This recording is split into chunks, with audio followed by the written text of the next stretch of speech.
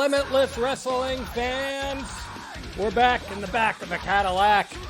Jon Alba and the czar of Limitless Wrestling, Randy Carver, here with another edition of the Limitless Wrestling Podcast in this COVID world that has just left me busier than ever. Randy, what is up? Not too much, man. Excited to do our first ever watch along today. Yes. Something that I'm actually kind of surprised we haven't dove into this realm of podcasting yet, but well, I am a genius and I come up with good ideas. So sure, we'll go with that. But with nothing going on, I actually talked to a few of the Limitless roster members this week, and there was quite an interest once we announced that we were doing this, that some roster members would like to actually join us for watch along. Sure. So, yeah. Maybe in the next couple weeks we'll set another one of these up with maybe Ace Romero, who's been asking endlessly. And, really? Yeah, he'd like to get on again and do a watch along of some early stuff. So maybe we'll set something up here in a couple weeks. But let us know if you like today's episode, if you like this kind of format.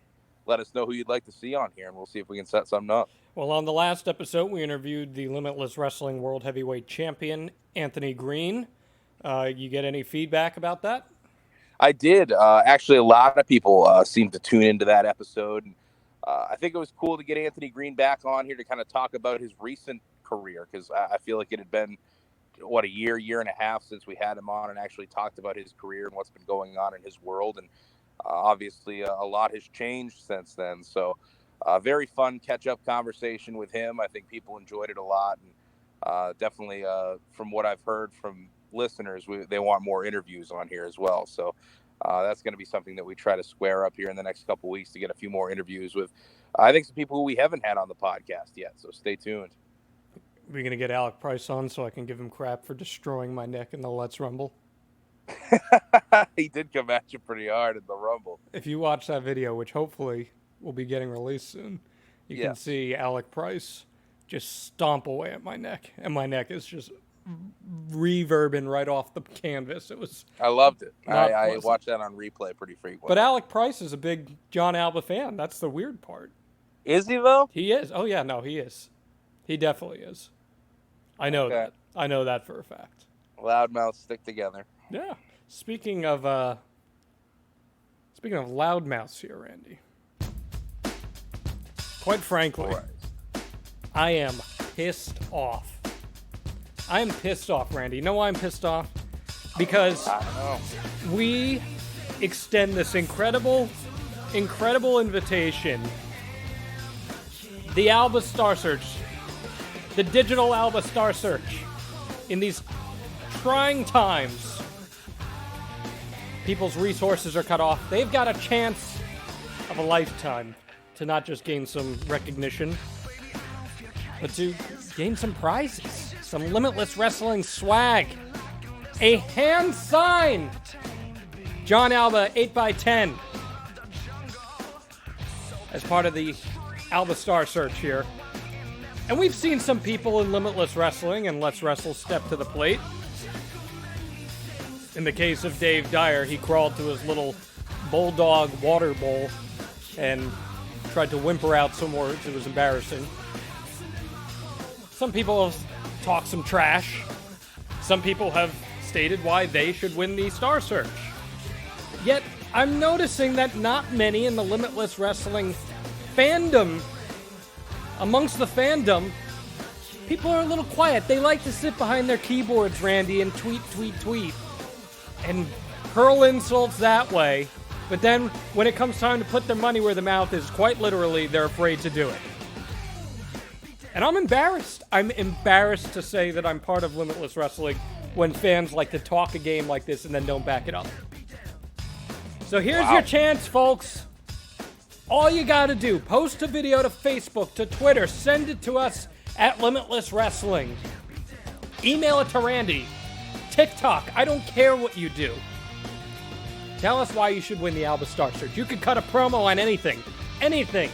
You could do it about how much you enjoy Sam's Summer Ale. You can do it about why Wawa is a convenience store with a gas station, not a gas station with a convenience store. Or you could cut it on me. I don't care. Submit your promos now, however long you want. Get them in. You can win a Limitless Wrestling prize package. You win some goodies, and most importantly, you earn my respect. And you never know what my respect can lead to. It could lead to some opportunities down the line for you. Randy, what's the deal here, man?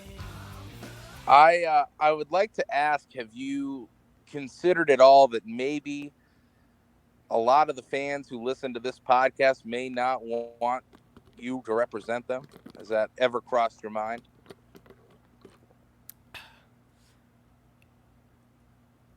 I know the people of Maine. And the people of Maine and New England like free stuff. Because they're too lazy to work for anything. So they like free stuff. So we are offering them free stuff, Randy, are we not? We are. So a little detail about this is you get a Limitless Wrestling prize pack if you win. I mean, we're going to come back to this next week and discuss all the submissions that we've received. The following week after that, we're actually going to bring 2 finalists onto the podcast. And they're essentially going to duke it out for your approval, Jon Alba, to win this competition. The winner will receive a Limitless prize pack, including a T-shirt, a sticker package, a Limitless koozie, and the signed Jon Alba 8x10. You're giving them koozies? Yeah. Man. We're really up in the prize package here. We are. That's what you receive if you win. As John said, this is a promo competition. Basically, you can cut it on anything, as he said, any topic you'd like to, but you want to convince Jon Alba that he should represent you and you should win the first ever virtual Jon Alba Star Search. And we've had some very interesting submissions thus far. Of course, your boy Mac Daniels with one. A couple Limitless Dojo attendees, Drake Lovecraft and Dave Dyer. Drake Lovecraft was terrifying. Yeah. How'd you sleep that night? I was terrified. It was really quite scary. Yeah, you sent that to me, and I didn't really know if I saw just the thumbnail alone. I didn't know if I should open it, but terrifying. But whatever direction you want to take this, have some fun with it. I like Dave Dyers a lot. He ripped Jon Alba senseless, and we're actually going to put out a video here within the next day or two after this releases with some of the entries thus far. Jon Alba is going to explain the competition a little more, and then you still got some time to submit. So definitely get your promo in if you'd like to be involved. Randy, and have the chance everyone likes to sit behind their keyboard and pretend they're a pro wrestler, and they all want to cut a promo. This is your chance. Cut a promo. You heard Anthony Green do it on the last podcast. It was great. See what you guys got. Put your money where your mouth is. You're going to get a free prize out of it. And who knows, maybe even a personalized message. Personalized. Wow. Crazy. I am verified. Yeah, okay. And it's in my verified opinion you should do this. But I'll also tell you this, folks. It is in my verified opinion that you should be subscribed to the Limitless Wrestling YouTube, youtube.com/Limitless Wrestling. Because you can get all these great goodies we've got uploaded there, uploading content pretty much every day. And the beauty of it is that you could go back in time and watch matches from years ago, last year, a week ago, 4 weeks ago, whatever. The content's always coming. So, with that in mind, I said, hey, we're celebrating 670,000 subscribers. How about we do a watch-along? And Randy, what matches did you put on the poll for this watch-along? Well, I believe we had the winner, the unsanctioned match, which we'll talk about here in a second, between Kris Statlander and Ashley Vox. I believe we also had Fans Bring the Weapons on there between Ace Romero and AR Fox. I'd be fucked if I knew the third one. We had Zack Sabre Jr. and Chris Hero. Okay. And we had the Limitless Wrestling Fatal 4-Way Championship match, I believe. Okay. I was actually surprised that either Fans Bring the Weapons or the Fatal 4-Way Championship match did not win. Very early on, the Fans Bring the Weapons match between Romero and Fox was out to a quick and decisive early lead.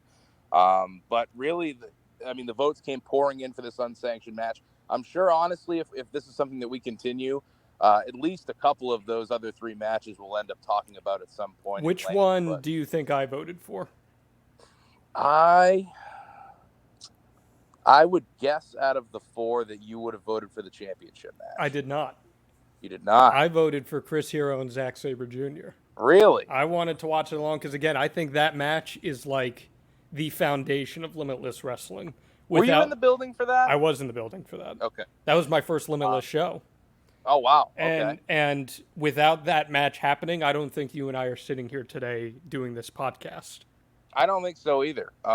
It was immediate credibility to a company that only had 3 shows thus far. And it was at least something we could hang our hat on that we did right, because there was a lot of things not done right in that first year, which we've talked about in length. But it was a show that finally, like, it felt like a huge jump forward, and we did take some steps backwards, but it finally felt like things were trending in the right direction for a new flavor of professional wrestling being presented in the state of Maine. But nonetheless, this is the match that won, unsanctioned, Kris Statlander and Ashley Vox. This is my favorite match between the two. I prefer this match to their other one. Okay. Why is that? We're going to watch it, and we're going to find out why. And we'll go into that, because I think it's as it unfolds. And maybe it's because we just saw 2 girls who were so hungry to make a name for themselves in this promotion. And you really see it here. This went down at Snakebitten on January 11th, 2019. So we're a little over a year out from this, almost a year and a half out from this. Some of this seems like a lifetime ago, and some of this seems like just yesterday. Yes. When it comes this show in particular does actually feel like a lifetime ago, to be honest. I was looking over the lineup this morning, and it feels like so many years ago. And in reality, like you said, it's not even a year and a half ago. But it just to see really how much Limitless Wrestling changed in just a year and a half is kind of crazy when we think about where we left off earlier this year. This was right after the Buffalo Boys accident, which we covered extensively on this show. Obviously, that kind of shook everything up for this event. Where were they supposed to fit into the card? Yeah, so this, the card kind of, and this was the second show in a row, really, that we had a lot of, just poorly timed injuries and poorly timed things happening. It was, in fact, Snakebitten. Yes, just we literally named the show Snakebitten because we had such poor luck on the show previous, and it just fucking continued. The show previous to this, No Control, which was the end of November in Portland. Off the top of my head, I remember that MJF was unable to compete in the main event due to injury. Tom Lawler and Marco Stunt both weren't able to make the show. I think Tom Lawler broke his arm, and I believe Marco Stunt broke his shin. Or something in his leg. He was out for an extended period of time, so it just felt like we were Snakebitten heading into 2019, and it sure as hell continued, because the Buffalo Boys, I think it was just a week before this show was scheduled to take place, that horrendous car accident that kept Daniel Garcia out of action until June and Kevin Blackwood out of action until July. Both of them were scheduled to compete at this show. I believe Daniel Garcia, and I looked today because Daniel Garcia was the one who I did not know off the top of my head what he was doing originally on this show. I believe he was in Ace Austin's position in the Scramble. I'm fairly certain he was. I think that was where he was placed on the card. And Kevin Blackwood was scheduled to team with Harlow O'Hara against Christian Casanova and Austin Theory. We're having a tattoo match. That was the tattoo match, right? Yes, where if Kevin and Harlow lost, he'd have to get a Dream Team logo tattoo on his arm, and if they won, then he would get a one-on-one singles match in March with with Christian Casanova and Stokely Hathaway banned from the building. Funny about that. What a banger that would have been, huh?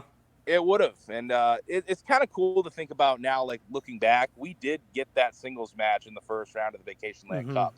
So Kevin still did get his singles match with Christian. He got his win back against Christian, but there was a lot of fun things that we wanted to do with Stokely Hathaway if that singles match were to take place in March, like we were hoping.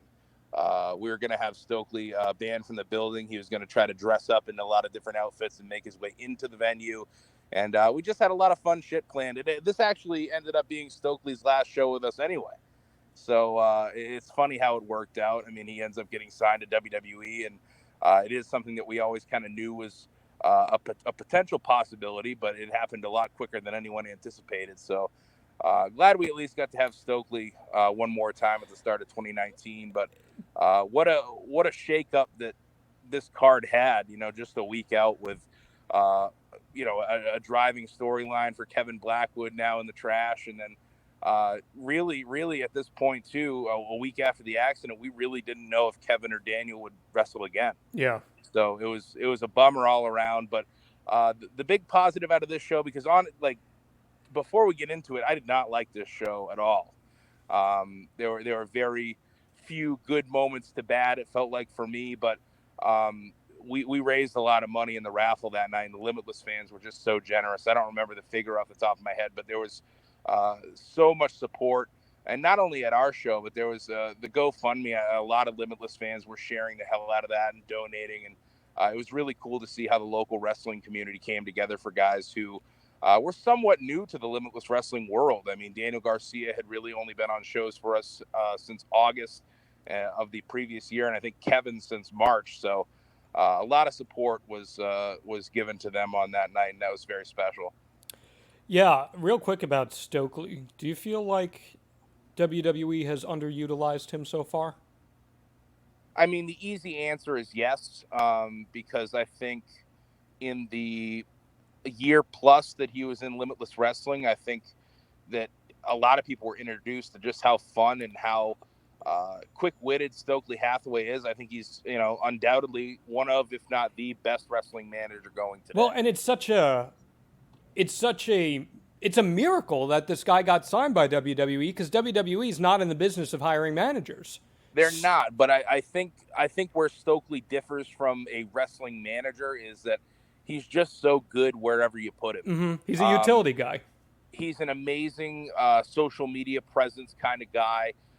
Just really enhances anyone that he's with, and I realize that especially with his pairing with Christian Casanova, because I think that a lot of Casanova's development, a lot of his really understanding of his character as a single in Limitless Wrestling came with the guidance of Stokely Hathaway. And that was a pairing that I really wished we could have gone further with.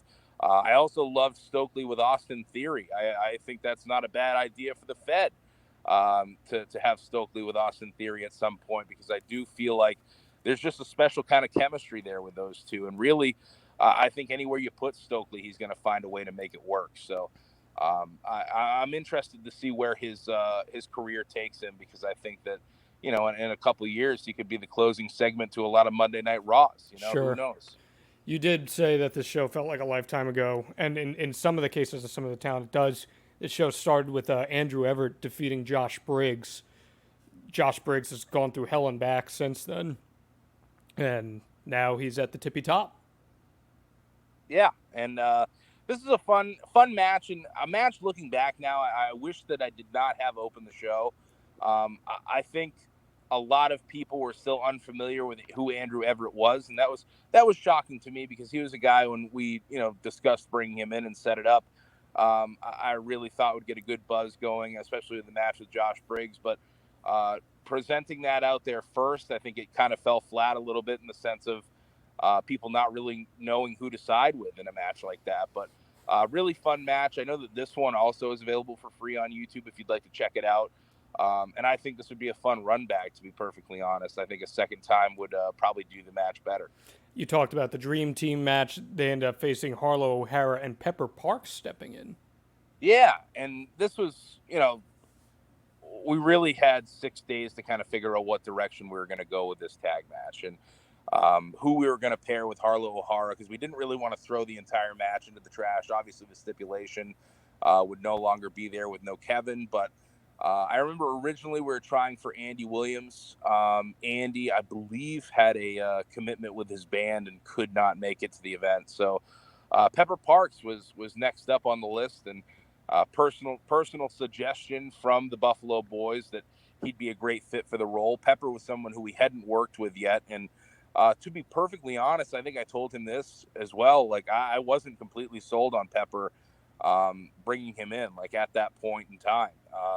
I don't think I hadn't seen him live in years, and I didn't really understand the presentation and know what he was bringing to the table. But when 3 or 4 guys who I trust vouch for him heavily, I'll give it a shot. And he definitely proved his worth that night and more, and became a consistent member of our roster until getting signed by All Elite Wrestling. And Harlow's so great too.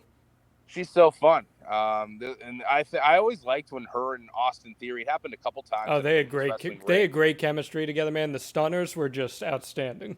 Yes, and that woke people up. I remember at this show in particular because I remember sitting, through the first match into the second, and I felt like some nights you just feel like the crowd's down a little bit. Sometimes you feel like the energy is a little low, and I think also everything that happened leading into this event with the Buffalo Boys situation, I do think people were not on edge. That's not the correct term, but just maybe not as ravenous and energetic as sometimes they are. We had some serious shit going on, and it was an emotional night. But I think this match, once it got going, definitely woke people up. A match that probably also kept people up. Anytime Chris Dickinson steps in the ropes, he's going to grab your attention. He defeated Simon Grimm. This is another match kind of similar to the first match. I think I expected a little more out of this one. I expected a little more intensity, more of a big fight feel out of this one. I not that I was disappointed by it by any means, but this is another one completely similar to the first, where I think if this was run back a second time, it would rule the world. And that's when Simon Grimm was doing that tough man character stuff, right? Yes, and yeah. I don't know how well it translated on this night. Now I've actually talked with Grimm since then, and he actually admitted to me that he was dealing with some nagging injuries at this time, and that could be a reason for the slower pace building into a faster pace. That I just think people wanted more right out of the gate from this match, and they didn't get it. But overall, once it got going, a very enjoyable contest between these two, but not your typical Chris Dickinson match that you're expecting in a Limitless ring. MSP faced off with the Thick Boys and Puff. MSP gets the win here. This is before the Alexander Lee break-off, obviously. Just one of those matches where MSP, coming off of a rough 2018, was starting to pick some momentum back up. I fucking really liked this match, and this is kind of a comeuppance for the Main State Posse, who have had trouble with the Thick Boys in the past and could not defeat them before. And this is also the beginning of Puff really trying to get into the Thick Boys and trying to work his way and earn John Silver's approval. And unfortunately, he couldn't do it here. He messed up once again, as he did the month prior. But this is one, looking back, I wish I put this one first. I think the Main State Posse always command a great energy at these Limitless Wrestling shows. It's thunderous when they come through the curtain. And I watched this one recently, and just very fun. And it felt like MSP were hitting on all cylinders. So it's kind of funny to look at this in January and then realize where they ended up as soon as July. We will talk about the unsanctioned match, which was next. That is our watch along for this show.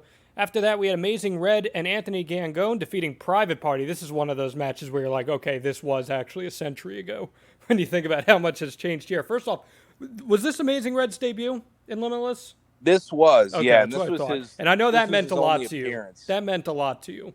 Yes, it did. This is one because sometimes, there have been moments throughout Limitless history where I've booked certain people, being a huge fan of them, but also knowing that they'll still work with our crowd. You know what I mean? I try to never be that guy who's going to book someone just because he likes them, but they don't work for the environment that they're in. I think that's ludicrous. I thought Amazing Red would honestly work a little better in front of our crowd, but I think the new presentation that he was doing at the time, wearing a mask, teaming with Anthony Gangone, probably was not the vibe that a lot of Limitless fans were expecting. But to be honest, I knew when the bell rang, it was going to be a very enjoyable match, especially with Private Party, two guys who were, year one Limitless Wrestling originals. Isaiah Cassidy was on the very first Limitless Wrestling show. Two dudes who, Quinn, at least. Quinn, he was on the first ever show that I was a ring announcer for. I've known him for a very long time. And, rumors were kind of swirling at the time of where they may be ending up. And I think it was only a month and a half later that they signed with All Elite Wrestling. So I was very happy before they became exclusive and kind of off the indies. We got them into Limitless Wrestling once again as well. But Fun match. I think I read a review of this where dude like ripped it apart for being a spot fest, but I think it was kind of what you're expecting out of an Amazing Red versus like a private party kind of match. I think you have to expect fireworks going into something like that. No doubt. Brandon Kirk defeated Ophidian, Jordan Oliver, Willow Nightingale, The Whisper, and Ace Austin in the Scramble. Lots of talent in that match. That's such a wild one. That's where Daniel Garcia was going to be placed. And I'm almost sure that there was another cancellation because Jordan Oliver, I remember being added on very last minute. That's not a bad thing. No. Anthony Green actually set that up. AG has always been a big proponent of Jordan Oliver. And I don't remember, to be perfectly honest, the fucking thing about this match. I got pulled away in person. I didn't get to see much of it in person, and I've only seen it back once. But off the top of my head, I do know that Ophidian had a very fun showing, and he's someone who I'd like to get back in a Limitless Wrestling ring once things pick up again. Such a unique talent, and this was at a point in Limitless where I was really trying to get together a consistent car coming from Chikara, the Philadelphia area, and that's where the Whisper was coming from as well. I know Willow was relocating somewhere to that area, so we were really trying at that time to kind of get a consistent car coming up from Philly, but it never really panned out looking at the rest of 2019, but I was at least happy to get them there for the moment. What a run Ace Austin has had since then, huh? Christ, man, yeah. XXX division champion. It's a very fun new character for him that he's portraying in Impact Wrestling, but very happy for him. I mean, the dude really, especially in this time frame, dude was really busting his ass throughout 2018 and 2019, doing the drives.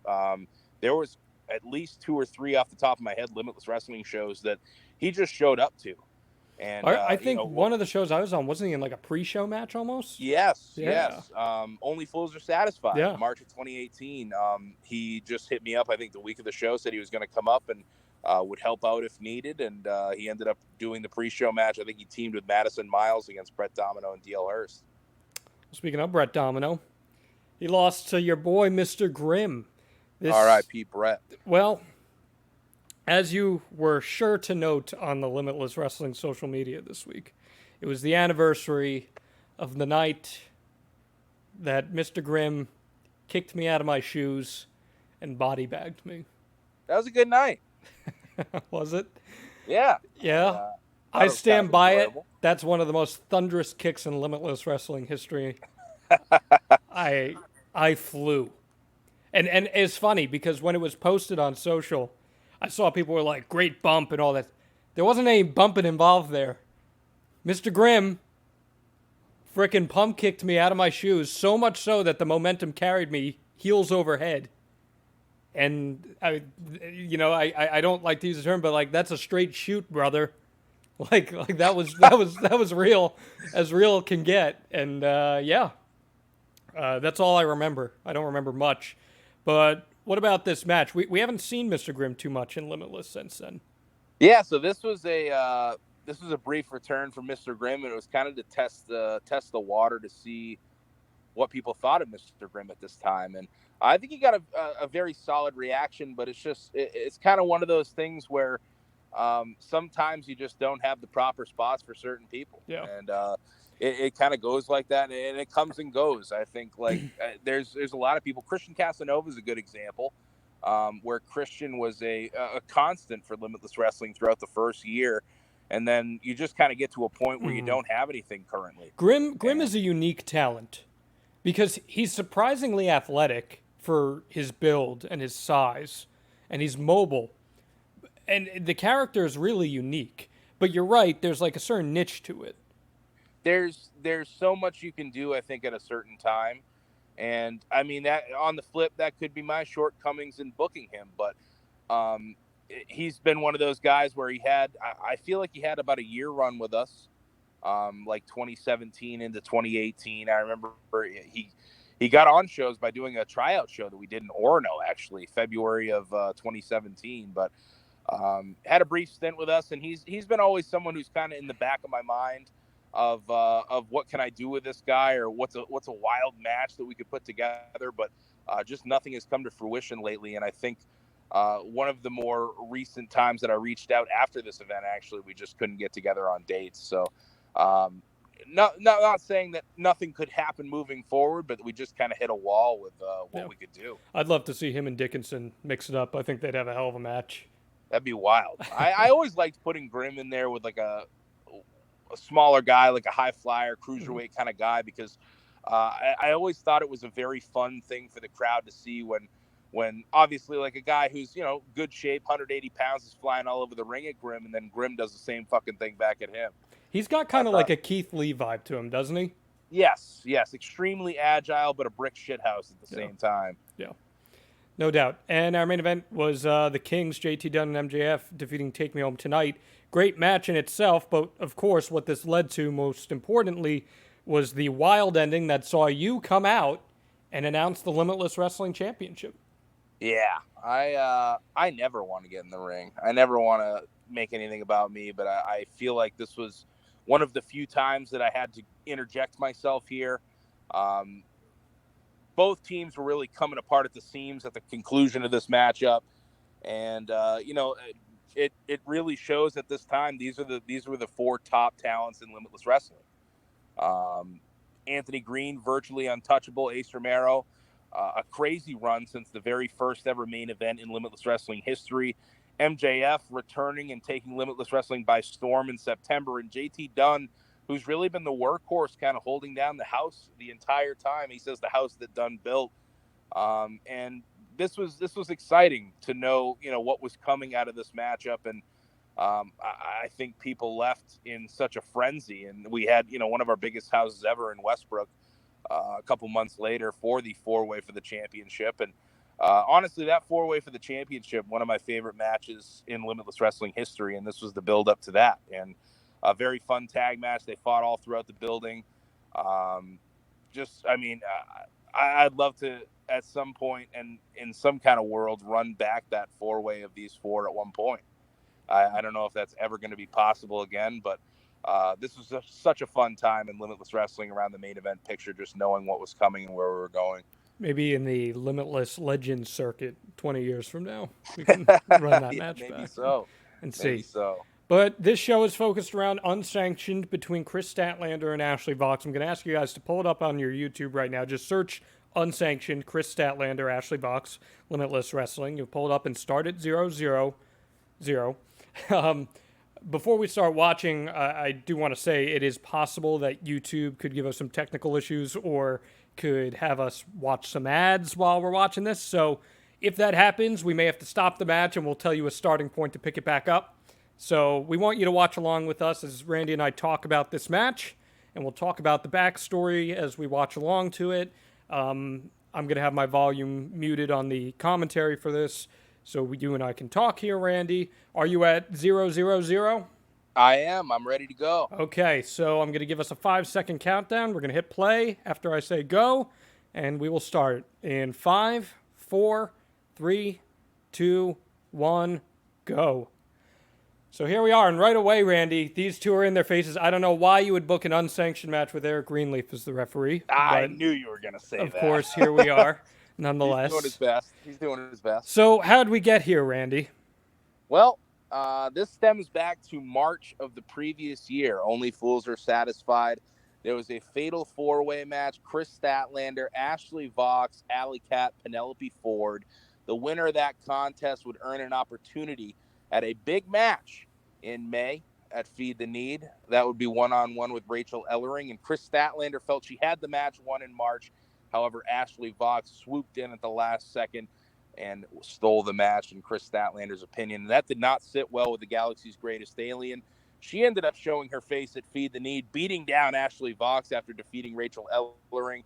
That earned Kris Statlander a suspension from the 2019 Limitless Wrestling Vacation Land Cup.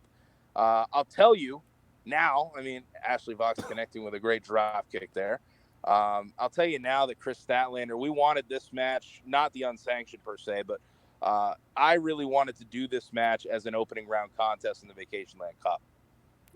That was honestly the goal moving forward, and we were going to actually end the year with some kind of match like this, but it did not come to fruition. Kris Statlander was booked elsewhere. You meant to say the 2018 Vacation Land Cup, correct? 2018, yes. Excuse me. Yes. I don't know what fucking year it is anymore. That's okay.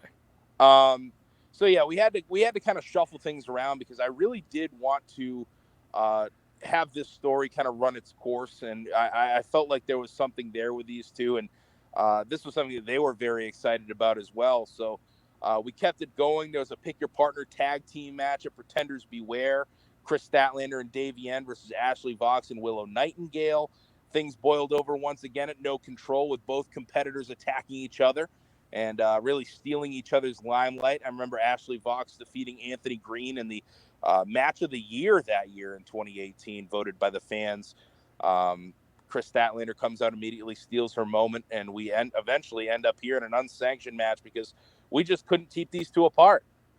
They kind of have that Kevin Owens, Sami Zayn fight forever vibe to them, don't they? I would say, especially now. I mean, if we take into consideration the root of these two, who ended up becoming tag team partners for a brief period. Oh boy, look at this on the outside. Yeah. Ugh, right in the meaty part of the spine. Rough landing on the trash can, a scoop and a slam from Kris Statlander, and eventually we're about to get into the crowd here. Something that I always say in the meetings. You're not a fan. Not a fan of that. No. Legitimately, every single meeting, I say, hey, let's not do this. But it is unsanctioned, so I suppose they're off the hook. Rules don't matter. Right, exactly. You mentioned a name there just before, Rachel Ellering. She's back on the open market now. I saw that. That's super recent. But I got to tell you, man, she was like one of the top 3 nicest people I've ever met in pro wrestling. She was extremely nice, and someone who I'd love to get back on the Limitless Wrestling roster to do some more, as Ashley Vox peppering Kris Statlander. Look at these older individuals there. Is that our old friend Gordon over there? No, it's behind not. there. No, it's not. Okay. That's exactly why. Oh, shit. That's exactly why I tell people not to do that, because I know that we do have a lot of older folks who maybe aren't as mobile, or some kids who might not see it coming. But I think in a match like this, with how long we had built up to this, I think fans wanted to see them beat the shit out of each other around the entire arena, and they tore it up. Now, why would you go back, and this is me genuinely asking, why would you go back and do another hardcore match between these two? Because we got another one. Well, that was their choice, to be perfectly honest. I mean, Kris Statlander kind of put us all on the spot there at Fresh Blood, dumping Ashley Vox, and I would have to say that it comes from a fishing pole now. Quite an array of weapons in this contest, but I think Kris Statlander, in her heart of hearts, just wanted to end Ashley Vox. And the feeling of ending someone may not come from a pinfall, it may not come from submission, but it may come from them not answering the count of 10 and being flat on the canvas in a heap, waiting for medical attention. Where do you get all these weapons from? Fishing rods are us. There you go. I was waiting for that. Good response. We are deep into the crowd here. I actually don't know where the fishing rod came from, to be perfectly honest. I don't think that was something that I brought to the arena. I've noticed lots of Ashley Vox merchandise here. Lots of people sporting their Ashley Vox. You notice Kris Statlander's shirt? I got to take a better look at it. It's a white. It's got a picture of Ashley Vox printed on it and a huge X over it. Got to live the gimmick, man. Yep. Ashley Vox has been taking pretty much all this match so far, so it looks like she's going to try to turn the table. She shakes up a beer, and things are about to get wet. Love it. Should have thrown it at Eric Greenleaf. You'd have liked that, wouldn't you? He referees every match like he's inebriated anyway, so. He kind of does. Now, my one criticism of doing these kinds of matches in the audience here is you don't have any screens, so it's extremely hard for a lot of this audience to see what was going on. It's tough, yeah, and that's another reason why I like wrestlers to kind of keep things at least in the ring or around ringside, is so everyone can see. Obviously, there are some shorter members of our audience, or even if you're just in one of the back rows, especially in Westbrook, it could be tough to see from whatever vantage point you may be at. But I feel like this one, I think there were only a few instances where they were really out of sight of a group of people. It did kind of keep its region around ringside. Tell you, man. If only the Armory had air conditioning, it would be the best venue for pro wrestling ever. Yes. And they were, what was the bummer is they Look were at this. working on that at the very end. Were they? Yeah. Look at this. There's some Dusty Road stuff here. Hell yeah. Oh, man. Was that a wooden hook? It was. And none of us expected it to break. It was a heavy hook. Man, even Statlander got so much better than this match by the end of the year. And she's great here. But she got even Statlander, better. I think 2019 especially was just kind of a metamorphosis of Kris Statlander from one point to another, of just kind of understanding what she was going for, how she would wrestle. And, by the end of the year, really had a complete package together. Look at this. Ooh, nice modified leg neat. drop there from That was really neat. Statlander. Not used She to pulls her. that out every now and then. It's just if it hits right, and that's a move that sometimes people don't know how to be in position for. But when she hits that one on the dot, it's one of the coolest things, I think, because it's incredible athleticism on display. What have you thought of her AEW run so far? Uh-oh. Oh, That was rough. That was back of the head to the steel chair. Her AEW run, I have not watched everything, so it's going to be like a shitty opinion. But, I think it's awesome that she came on very quick and I think connected with a lot of people very quickly. And then it just felt like it kind of plateaued. And I feel like there could have, this is hindsight, of course, but like, I feel like there had to be a better way to get her into the championship picture, and maybe not so quick if you wanted people to really believe in her. You know I what agree mean? with that. Mm-hmm. And it's tough sometimes as she flies over the ropes here. I like that little fire up from Ashley there too. Yeah. Ashley Vox, when she's fired up and really wants to get moving, as we're about to see right here. Here we go. Ooh. Is that a pizza? Is that a pizza plate? A pizza dish? I believe it is. Yeah. A pan now set in front of her face. Ooh. Yeah, that's not pretty. Ashley Vox took a beating, and this is sometimes you never know what to expect out of a hardcore or unsanctioned especially. But I, as a booker, never really know what to expect out of wrestlers who I know typically do not do this style of wrestling. I believe, talking with the two of these folks, Kris had maybe done one hardcore match before this, and I believe Ashley had never really done something to this extent. She had done some kind of a weapons match, but nothing to this extent. So this was kind of a first for the both of them in this capacity. And honestly, if we weren't moving forward with a Limitless Wrestling Championship, if that announcement wasn't closing the show, this match would have been the main event. No doubt. I feel like I've seen this spot in like 4 different MSP matches. This is a Danger Kid favorite right here. DK loves to throw down. Ashley throwing him. Crowd's loving it. This is top-notch babyface work right here, man. Uh-oh. Come and see.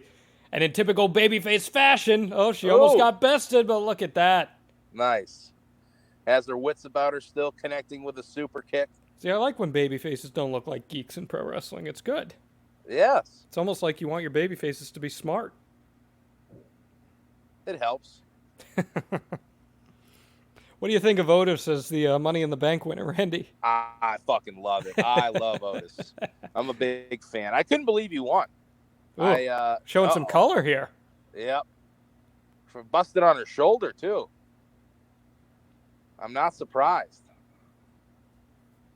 Blood on the floor. Greenleaf got the gimmick gloves out. What a professional. All right. I don't see his Only mask. one. I don't see his mask. A second. There we go. Kris taking a beating. And I know, I'm pretty sure Kris had an insanely busy week after this matchup. That's something that sticks with me as well. Wait, can we talk about how long it took for Greenleaf to get that second glove on? Oh, quite a while. Sorry. He's not the quickest. Ooh! Cannonball. So she had a busy week. What was she doing? I want to say it was something like 4 shows in the next 7 days. Eesh. Something of that nature. And this was at the front end of it? Yes. So this would have been, I believe, the Friday ahead of like a busy couple weeks.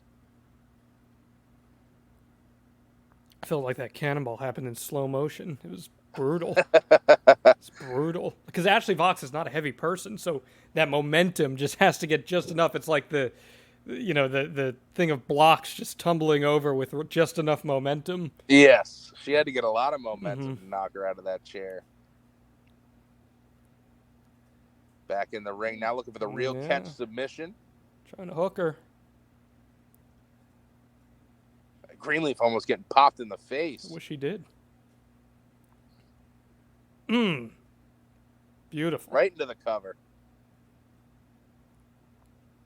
I like their pace here. It's not dragging, but it's also they're allowing you to come up and down with them. Yes. Very good pace, and I think a lot of that's some people's selling point of why they like this match better than the Last Creature Standing from Twilight Zone. It's just a pacing thing. Beautiful roll through into the cover from Ashley. Ducks the line. Oh God! Planted right her. on top of her head. And I also like that there are many moments throughout this matchup that realistically could be the end of the match. Sure. It's just, it still baffles me why, and I intentionally did not watch this back until now because I wanted a kind of a fresh view on things, but just good to have those moments. I think this is a very well-paced match, and I can see why people still talk about it so fondly today. I like that she just pulled a beaten up chair out of underneath the ring. It's already been used. We recycle. I wonder if that got used earlier in the night on Stokely, actually. Stokely had a rough night before this. Very well may have been. These are my least favorite spots in pro wrestling because when you have chairs just laying like that, anything can happen. Yeah, it's not a guaranteed good landing for anybody. I think when Moxley got frickin' suplex city'd onto all those at WrestleMania that one year. Yep. It's a rough landing. You just can't control anything. It's hard to make it quote-unquote safe, you know? And now Kris pushing it further in the ring. Trying to hit her with a superplex. Let's see. Did I just see Greenleaf just counting in the corner? It's unsanctioned. Ah! Oh, God. Ow! Rough for both of them. Ow! Looks like Statlander's head off a chair and Ashley just completely crashing onto the pile. 1, 2. Oh, she kicked out. How'd she get out of it? Crowd's loving it.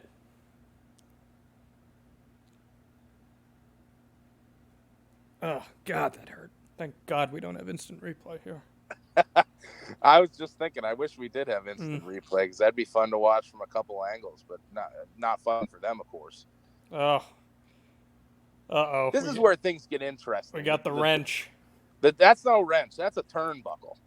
And this is the turnbuckle. Okay, there it is. Yes, and it's just I've seen some very bad things happen when turnbuckles get introduced, like that right there. I mean, I remember how this match ends, and it's brutal. I have a lasting memory in my head of Warhorse, actually, when he was a young Warhorse as Jake Parnell, a member of the Viking War Party. There's an infamous match from the Midwest, him and Gary J, where he's getting it's virtually a real catch submission with that thing, and he gets his entire cheek lip ripped open. It's bad news. It's bad news, and this is about to be bad news right here for Kris Stat. Middle rope moonsault. No water in the pool, but 3 steel chairs instead. And Ashley going right for the real catch submission. That's got to be insanely uncomfortable, and just can't hold it on after the fingers being stomped in that turnbuckle by Kris Statlander. And again, this is great stuff here from Ashley Vox. This is why she is so good. And moments. It's the moments. Well, and like I like my pro wrestling to make sense. Of course. And that's not insulting me as an audience member here. It's telling me that what I saw earlier in this match matters. She can't even swing the chair right, properly. Exactly. She can't even hold the chair up with that hand. Right. Just thinking of coming up with an idea here, though. What do we got? Not fast enough. Ooh. This was fun. Kris Statlander hooking in Ashley Vox's own submission move. Thought that was a nice little twist. Rope break's not going to help you here. No, she hits her with the turnbuckle. That's going to help there. I feel like since this match, we've seen in a lot of different Limitless Wrestling and even Let's Wrestle hardcore matches, I've seen a turnbuckle introduced so many times. Oh, it leaves an influence. I guess so. Still can't. Here we go. Submission. Here we go. Yeah. People are coming out of their chairs. Good Lord. She taps out. Oh, Right. dear Lord. The crowd has come unglued with that. What a fun finale. Ashley Vox is your winner. That was a fun match in about 17 minutes and 50 seconds. One of the longer matches in modern Limitless history, truthfully. Yes. I typically, I mean, you're looking at, there's probably a few matches each show that even get beyond a 12 to 14 minute range. And I think this show did have a couple longer matches, but this I think was about the same length as the main event. But at no point was I bored in that match. No. Yeah. It the flow, as you said, the flow is very good. I was continuously intrigued with what these two were going to do next. So did that match age well in your opinion? Yeah, I would say so. And I can totally understand where people are coming from of preferring this one to the Last Creature Standing. I myself like the Last Creature Standing one a lot. It was going to be a very nice kind of bow tie on everything, and it was actually, we thought that was going to be it for Kris Statlander. I remember we talked about that a little bit, and it would be a fun way for her to go out against, probably her most popular feud in Limitless Wrestling against Ashley Vox. But I don't know. I like the Last Creature Standing one a little more, but I really do enjoy this match a lot, and I'm glad it won the poll because I hadn't seen it in quite some time. Certainly, and we'll have to do another watch along at some point soon here on the Limitless Wrestling Podcast. And make sure, of course, you are sharing the Limitless Wrestling Podcast, subscribing to it, leaving reviews, and most importantly this week, Randy, submitting to the Alba Star Search. All you gotta do, hashtag Alba Star Search. Cut a promo on me. Cut a promo on something. Cut a promo on Randy. I don't care. I'd love for you to cut a promo on Randy. Submit it and get your entries in because you can win some cool swag. Anything else you want to add, Randy? No, I think that's it. We'll see you again next week, and I hope we get some submissions in. And don't be afraid to cut your promos on Jon Alba, folks. I think I'd like that even more. We'll see you next time.